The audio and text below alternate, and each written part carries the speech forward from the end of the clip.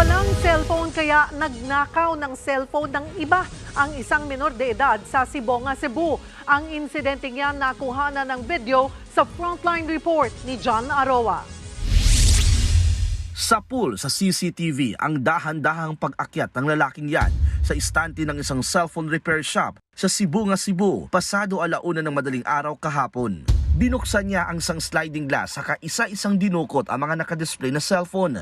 Hinalugog din niya ang isa pang lalagyan saka pumitik pa ng 2 cellphone. Matapos nito ay mabilis siyang sumibat.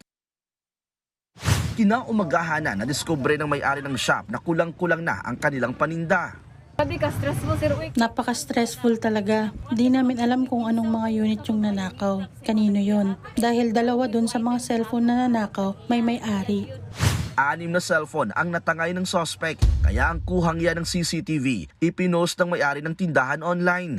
Dito na nakilala ang lalaki na isa pa lang minor de edad. Mismong ang kapatid din ng suspect ang nag-message sa biktima para isumbong ang kapatid. Nang pumunta ang may-ari ng shop sa bahay ng magkapatid, naisauli ang mga tinangay na cellphone. Napag-alaman ding dating customer ng biktima ang 15 anyos na lalaki. Ambot mo, wala mo siya. Sabi niya sa amin, wala raw siyang cellphone kaya napilitan siyang magnakaw. Sa huli, pinatawad nila ng biktima ang binatilyo. Kuhan kay Luoy, mapulugod. Kawawa din kasi, binigyan na lang namin ng second chance, baka magbago.